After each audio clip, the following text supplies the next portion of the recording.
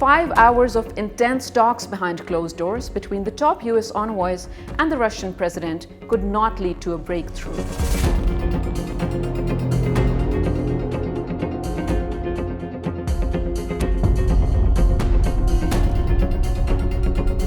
In this video, we explore the failing peace talks over Ukraine, Russia's upper hand, Ukraine's steadfastness in the face of a mighty power, and EU's exhaustion. Welcome to the Witkoff episode, the latest US-brokered attempt to end the Russia-Ukraine war. The media may be reporting on broader issues, but what was discussed in those critical 5 hours is not public knowledge. However, disappointment has traversed across borders. Let's break down the developments and have a look at why peace is still elusive. The gist of it is, Russia insists on concessions first and Ukraine refuses to reward its invasion. The formula hasn't changed, so neither have the results. Let's dig deeper. US Special Envoy Steve Witkoff and Trump's son-in-law Jared Kushner flew into Moscow for a late-night face-off with Putin. After the talks concluded, Russia called it useful. But what exactly is the takeaway from these talks? Yes, you're right. No compromises at all.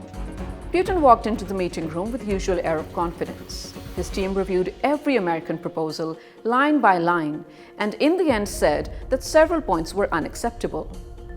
Many seem to have noticed the key dynamic of this prolonged peace effort.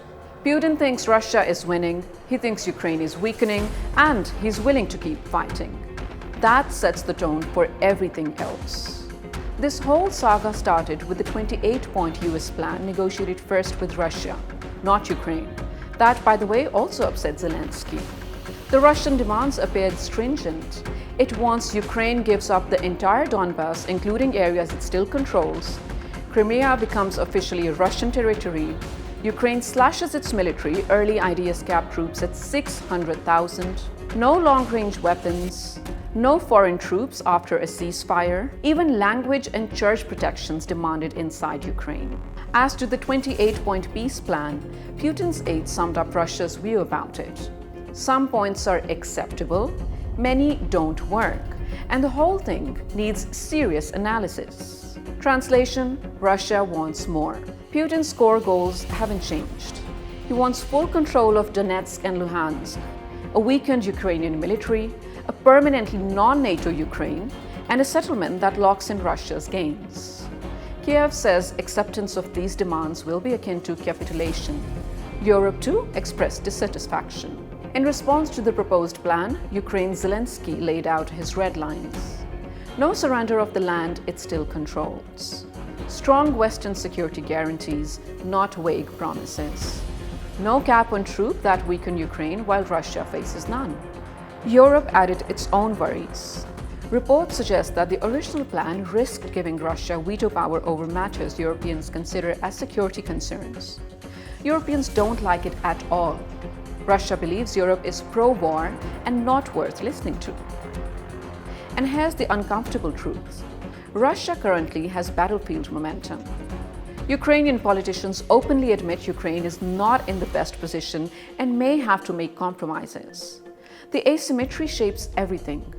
Russia is negotiating from a position of strength. Ukraine is negotiating for its future. This isn't the first peace push. Till date, multiple countries have tried mediating. Drafts have been written, rewritten, and even abandoned. Ceasefires have collapsed. Territory remains an immovable obstacle. The US delegation is heading home to reassess. More revisions are expected.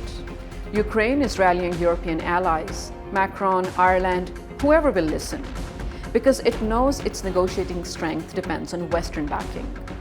Putin, meanwhile, watches the front lines, convinced that time is on his side. 5 hours in Moscow produced urgency, but not progress. Trump wants a deal, Ukraine wants security, Russia wants territory. How best to narrow down differences and reach a peace deal between the two warring sides? That's the most important question that looms large at the moment.